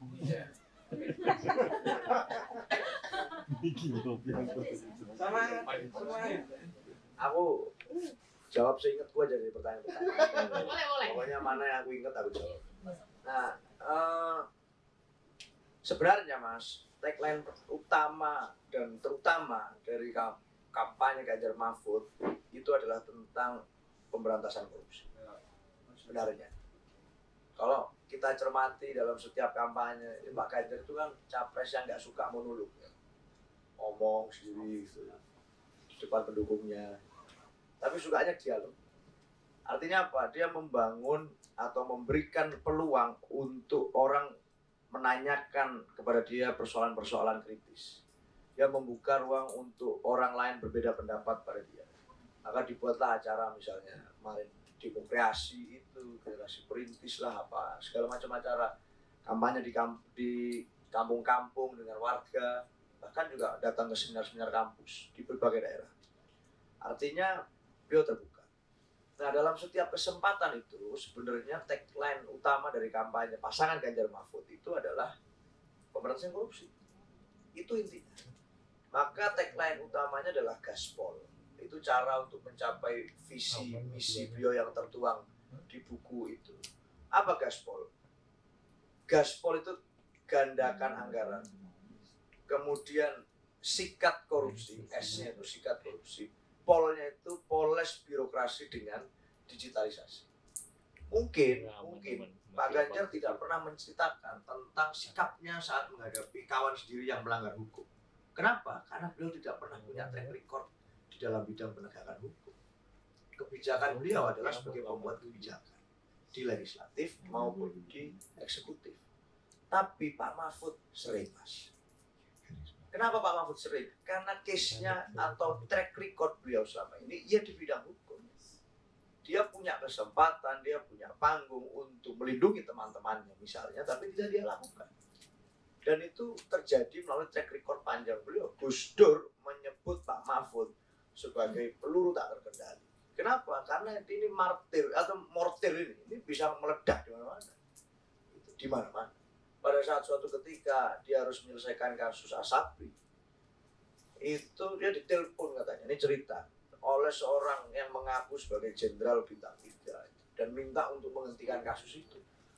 Apa yang dilakukan oleh Pak Mahfud? Dia bilang, sampean jenderal bintang 3, Saya ini jenderal bintang 7 katanya gitu. Apa bintang 7? Orang NU Bang. Bintang 9. Bintang 9. Saya ini jenderal bintang 9. Jadi Maduranya keluar dengan semangat nafas penegakan hukum. Ini otentik, unik, dan manusia langka di Indonesia. Dan kita membayangkan seorang seperti Muhammad Mahfud Mahmudin ini menjadi seorang cawapres. Ini semacam mimpi yang tertunda buat saya. Kenapa? Karena hampir tidak mungkin kalau menggunakan sistem politik liberal di mana kekuasaan atau tawaran kekuasaan itu datang sepaket dengan transaksi, itu memungkinkan orang semacam Mahfud MD ini jadi cawapres. Tidak mungkin. Tapi hari ini kita bisa membayangkan, kita bisa melihat sebuah mimpi bahwa anak seorang pegawai kecamatan yang jadi pejabat dan hidup sederhana, menegakkan hukum tanpa pandang bulu selama ini, orang mengenal reputasi beliau, itu kemudian bisa dipilih sebagai cawapres. Buat saya ini capresnya juga agak gila. Bisa memberikan kesempatan pada orang semacam Pak Mahfud. Artinya apa? Dia berani dengan segala konsekuensi untuk menyikat korupsi tanpa pandang bulu. Buat saya itu suatu keberanian revolusioner. Mengambil Pak Mahfud sebagai cawapres. Nggak mungkin Mas, kalau pakai sistem politik transaksional. Pak Mahfud itu nggak punya logistik duit yang berlimpah-limpah untuk beli rekomendasi partai. Kalau kita lihat praktek politik hari ini, itu yang terjadi kok. Kenapa? Nggak usah ngomong tentang cawapres. Seringkali di mana praktek politik semacam di mana-mana seringkali terjadi. Nggak usah di level yang tertinggi di presiden, di level yang agak lebih rendah. Pak Mahfud tuh nggak punya sumber daya untuk melakukan lobby-lobby politik semacam itu. Kalaupun Pak Ganjar itu ingin ngambil entengnya, mungkin nggak akan ngambil cawapres Pak Mahfud. Mungkin PDI Perjuangan dengan partai pengusung yang lain nggak akan memutuskan Pak Mahfud sebagai cawapres. Kalau logikanya demikian. Artinya saat mengambil Pak Mahfud sebagai cawapres, ini sudah siap dengan konsekuensinya, yaitu apa? Korupsi disikat. Karena ini penegak hukum yang paling terkenal reputasi penegakan hukumnya sebagai pendekar ini di sini, Bos. Jadi saya punya kepastian keyakinan bahwa ini saat ngomong gaspol tadi ini akan terwujud sikat korupsi. Karena sudah pernah dilakukan. Pak Mahfud menyelamatkan aset negara sekian ratus T segala macam.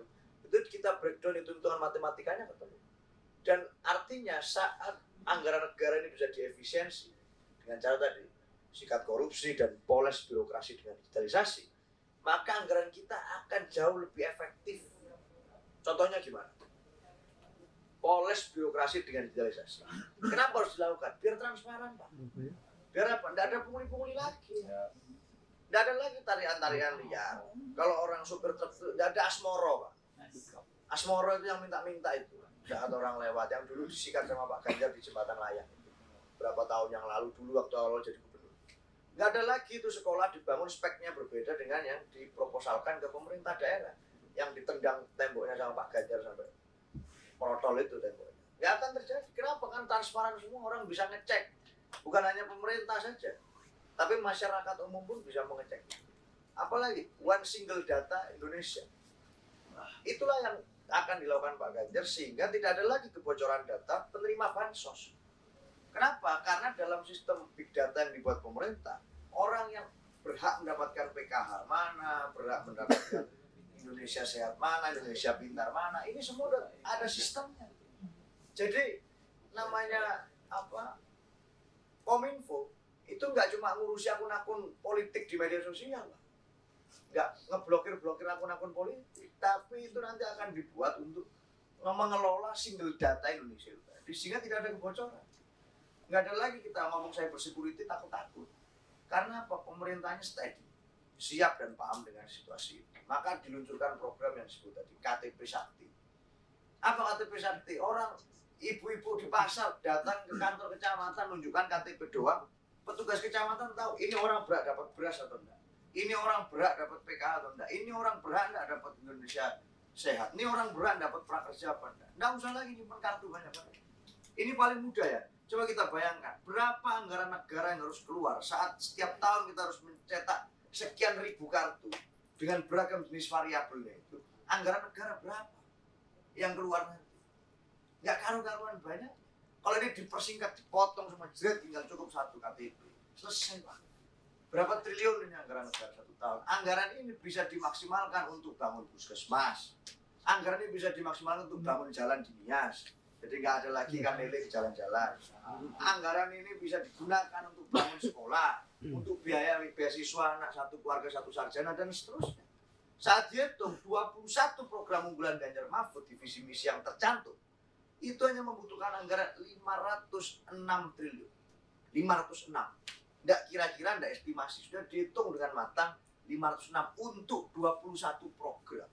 Bayangkan di negara lain, di Uranus sana, di Saturnus, ada seorang calon presiden membuat program makan gratis, minum susu gratis dengan anggaran 450 T.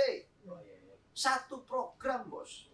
Ayo kita compare, ayo kita berani compare data ini antara satu program dengan program yang lain. Satu program 450 T dengan satu program plus 20 itu 500 nanti. Bayangkan. Jadi saya nggak bisa membayangkan bagaimana kita ini ngomong realistis. Tapi saat menyampaikan seperti ini kan memang butuh waktu, butuh proses agar orang bisa paham. Nah ini tugas kita 30 hari menjelang pemilu mau ngapain? Ya ngomongin ini, Pak. Menjelaskan logika ini kepada sebanyak-banyaknya orang. Memang tidak semudah cerita makan gratis, susu gratis, gampang, nggak usah kampanye, nggak usah berbusa-busa begini, bos jelasin. Di setiap podcast aku setiap hari 5 podcast ngomongin hal yang sama. Tapi itulah yang akan disampaikan oleh Pak Ganjar, dilakukan oleh Pak Mahfud. Jadi saya sangat percaya bahwa itu bisa. Maka komitmen ini jelas. Pak Ganjar pernah sekali ngomong, koruptor besok tidak akan lagi ditempatkan di LP Sukamiskin, tapi akan ditaruh di Nusa Kambangan, penjara yang paling mengerikan di Indonesia. Itu tempat untuk koruptor. Ya, koruptor siapapun, karena hukum yang jadi panduan. Itu, Mas. Jadi saya punya keyakinan bahwa dengan strategi itu pendekatannya akan lebih Indonesia sentris. Masalah pemekaran provinsi itu ranahnya tidak hanya di eksekutif, tapi juga ada peran legislatif di situ. Maka apapun itu tidak fair kalau kita hanya menyerahkan ini semata-mata di pundaknya Pak Ganjar. Karena ada sekian ratus eksekutif yang akan duduk di DPR RI, sekian puluh ribu yang akan duduk di DPRD provinsi dan kabupaten, dan tugas kita untuk mencermati itu. Kalau tidak lagi mau percaya pada mereka-mereka, maka kita harus mengumpulkan keberanian untuk kita sendiri yang nyalon untuk memperbaiki apa yang salah di negeri.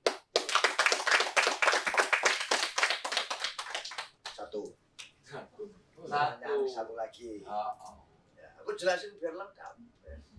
Siap, Mas. Terus pulang kita. Makan dulu. Iya. Enggak, ini satu lagi yang tadi pertanyaan tentang apa itu? Komitmen. Tadi sebenarnya sudah aku jelasin panjang tentang kesetiaan itu tadi. Iya, jadi kesetiaan 3 hal tadi.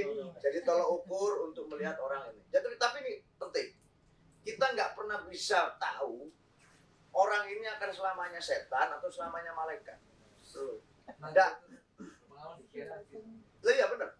Kita harus melihat realita ini, the hard truth. Karena kita pernah ada voters kita, pemilih kita pernah sebegitu mendewakan seorang sosok pemimpin, seakan-akan dia tanpa celah, dan hari ini kita melihat realita yang berbeda. Kita tidak pernah boleh percaya 100% ini orang malaikat betul atau setan betul. Maka penting bagi kita untuk melakukan mekanisme kontrol sebagai anak muda. Tapi dari setiap kandidat yang berkontestasi hari ini, 3 kandidat ini, yang paling menjanjikan adanya konsistensi hanyalah Ganjar Mahfud. Itu yang bisa kita jadikan pegangan. Untuk apa kita percaya atau meragukan atau mempertaruhkan nasib masa depan bangsa kita pada orang-orang tidak menjanjikan komit. Buat saya itu sangat-sangat tidak bertanggung jawab. Sebagai pemilih kita tidak bertanggung jawab. Maka yang paling mungkin untuk setia, konsisten, komit pada apa yang dia ucapkan, satunya kata dan perbuatan, itu hanya Ganjar Mahfud. Mari kita berikan kepercayaan pada beliau berdua. Selama beliau memimpin nanti kita mengawal sampai tuntas. Terima kasih. Udah ya, aku nggak jawab pertanyaan lagi ya. Udah, terima kasih. Ya, selanjutnya boleh ke Kak Terakhir ya. Iya. Dinasti politik. Saya tanya lagi deh sama semua orang yang ada di sini dan siapa yang nonton di sini ya. Mau nggak ada dinasti politik lagi? No. Enggak kan? Ya udah itu jawabannya. Jadi jangan kesana lagi arahnya, jangan didukung lagi dinasti politik. Kita semua harus melek, harus membuka diri. Dan tadi juga gimana kalau masih apatis ya? Kalau masih apatis ya berarti dia nggak, masa sih kalian nggak mau berubah, nggak capek gitu kan? Udah 2023, jadi 2024 ini adalah kesempatan, adalah waktunya untuk kita perbaiki semuanya. Waktunya untuk kita percepat semuanya. Udah itu aja. Yang jelek kemarin jangan dipilih. Yang paling pasti, yang paling baik yaitu yang dipilih gitu. Jadi ini nggak bisa dilakukan cuman saya sendiri, Mas Eno sendiri, Pak Ganjar sendiri, nggak bisa. Ini kita harus semuanya. Saya mengajak masyarakat Indonesia juga yang tidak punya kepentingan apa-apa terhadap apapun itu untuk melihat, membuka mata. Kita nggak mau lagi ada kecurangan, kita nggak mau lagi ada dinasti politik. Kita mau lebih baik, untuk lebih baik, untuk lebih cepat, yaitu pilihnya cuma di nomor 3, Ganjar Mahfud. Dah, jelas ya? Terima kasih semuanya. Tantangan di dapil. Udah tahu kan lawannya. Pas pada waktu turun ke masyarakat, Mbak, maksudnya ada suka duka apa gitu. Aku kita udah tahu lah semua. Tantangannya banyak sih, ya banyak itu money politik tantangannya, capek banget. Kesana money politik, sini money politik, ya itu. Tapi realita lagi ya, yang tadi dibilang Mas Eno, ya realitanya begitu, masih money politik, realitanya begitu, ada kecurangan, realitanya begitu gitu. Kita mau, ya udah buka mata kita dong, gitu. Jangan lagi kayak gitu, udah itu aja sih. Tinggal dibuka matanya, mata hatinya, tinggal dibuka pikirannya untuk kita tidak melakukan itu lagi. Tapi saya nggak bisa sendiri, saya perlu kalian semua yang nonton di sini juga. Tolong kita sama-sama satukan hati kita untuk memilih yang terbaik. Jadi nanti kedepannya hasilnya juga baik. Gitu. Udah. Caleg nomor 1 Tangerang Selatan. Boleh dideklarasikan. Oh boleh ya. Untuk kalian yang berKTP di Tangerang Selatan ya. Tangerang Selatan tahu dong di mana aja. Tangerang Selatan, berKTP Tangerang Selatan. Tolong cari Partai Perindo nomor 16. Kertasnya yang warna biru ya, DPRD Provinsi. Nomor 1 Ratu Dewi Nabila. Oke, terima kasih banyak buat Mas Eno, Kaila, dan juga Kak Miki mau promo dong. boleh.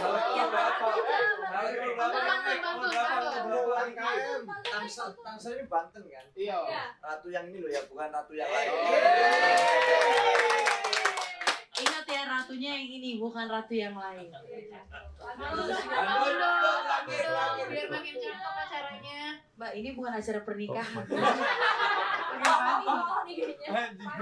Ini bukan palang pintu, Mbak. Ini palang sigap. Gimana Kakanda? Pantun penutup lah. Anda mau kan pantun ya? Penutup lah. Ya kan? Pantun penutup. Ngeblank Mbak, apa ya? Nggak gocap ya, Di? Nggak gocap ya? Terakhirnya terima kasih. Apa ya? Lupa lagi Mbak. Iya, nanti aku pikir dulu ya. Lupa. Tadi habis dari toilet susah banget pakai bajunya soalnya. Iya. Oke, makasih banyak buat Mas Eno, Kaila, Kak Miki, insightful sekali. Semoga teman-teman di sini juga menggunakan hak suara sebaik mungkin. Ingat 30 hari lagi. Tentukan pilihan kalian, yaitu 03 pasti. Oke, 14 terima kasih Februari banyak itu. ya, 14 Februari. Terima kasih banyak buat teman-teman. Aku serahkan kembali ke MC setelah ini. Kita akan ada foto sesi foto bersama ya. Terima kasih banyak. Duduk dulu di sini. Boleh. Untuk kakak-kakaknya boleh duduk dulu di sini dan hadirin sekalian. balik lagi sama aku ya. Gak kerasa kita udah sampai di penghujung acara. Jangan kemana-mana dulu ya guys ya, karena kita bakalan foto bersama dan juga nanti akan ada makan-makan bersama ya. Makan gratis dong.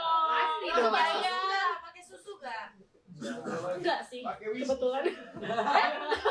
Jangan dong ya guys ya. Seru gak nih acaranya? Oke, terima kasih banyak ya yang udah datang ke acara kami dengan pertanyaan yang seru dan menegangkan ya. Menegangkan nggak? Enggak ya. Saya doang yang tegang ya. Tapi nggak apa-apa, jangan terlalu tegang, santai aja ya guys ya.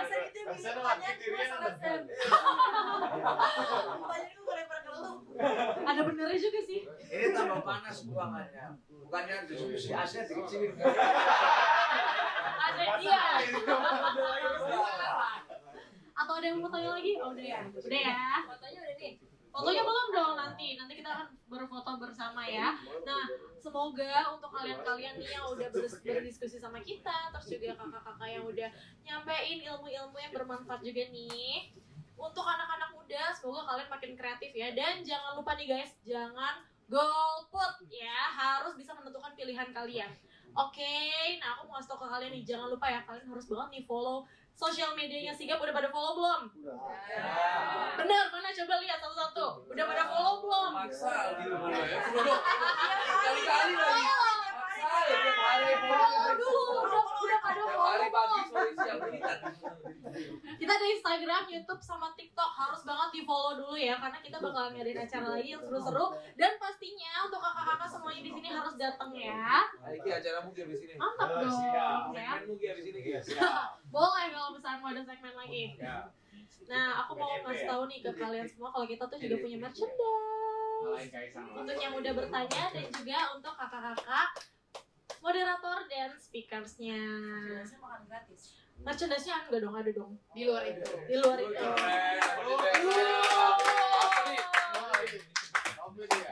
Kopi ya. Ada deh pokoknya ini kayaknya emasnya nggak datang-datang nih yang nganterin APK merchandise. APK udah siap ini yang nganterin merchandise. Mas merchandise boleh Mas masuk. merchandise. Yanti. Oh buat nafsu Pak. Jangan kostum penguin.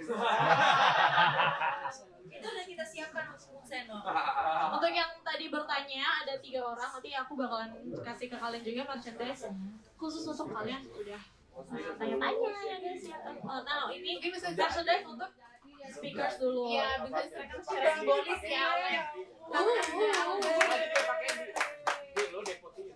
Iya, sabar. Kasih ya Kak Anda. Mungkin sembarinya sih bisa foto kita dokumentasiin dulu. Ya. Yang pertama Kamiki dulu ya. Wow. Awas ya, tau. Udah, kelar. Rika namanya. Satu suara. Rika. Rika Bukito. Iya, Roma. Roma Kis. Wih, keren ya. Keren dong. Yani. Parah dia udah. Makasih ya Kak Anda, bagus nih Kak Anda. Thank you. Top, mantap, is the best, menang. Oke. Roma ya. Lanjut. Ini nggak ada background. Oh, ya. Oke, bersama Ganjar Mahfud.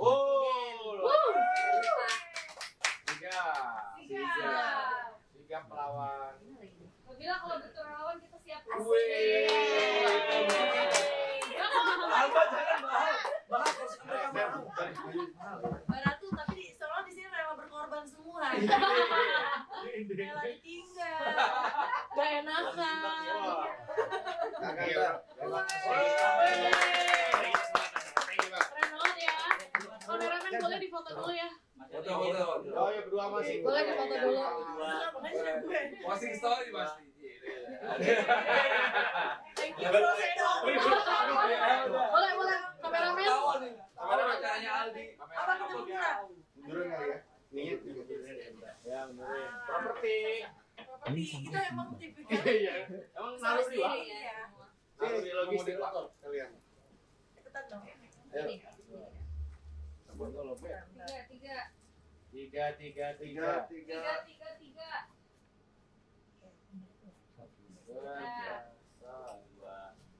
Aku terbawa. Oke. Gimana tuh kalau Agung kita punya ya ngomong. Dari yang moto dari mana ya? Yang motoin Kelihatan nggak tapi ini? Bisa moto nggak? untuk audiensnya nanti kesini aja. Oke. Sebelum berfoto bersama, aku mau closing dulu guys. Nanti kalau kita bikin acara lagi, kalian harus banget datang ya. Harus banget datang lagi ya, karena bakal lebih seru daripada ini. Oke guys, aku mau mengucapkan terima kasih untuk para hadirin sekalian yang sudah menghadiri acara talk show kami volume yang pertama dengan tema 30 hari menjelang pemilihan. Apa sih yang dimau generasi muda? Udah pada tahu belum kalian mau apa? Mau Ganjar Mahfud. Oke guys, dan terima kasih untuk para hadirin sekalian dan kakak moderator yang udah menjadi moderator di malam hari ini, dan untuk kakak-kakak speakers ada Kak Seno, Kak Ila, dan Kak Meski. Terima kasih banyak. Mohon maaf apabila ada kalimat yang salah ucapan. Sebenarnya nggak ada sih, kan kita asik-asik aja ya enggak? Oke guys, terima kasih untuk semuanya ya. Dan setelah ini jangan kemana-mana dulu. Kalian bisa ambil konsumsi kalian yang ada di ruangan sebelah. Oke guys. Oke. Terima kasih untuk semuanya. Wassalamualaikum warahmatullahi wabarakatuh.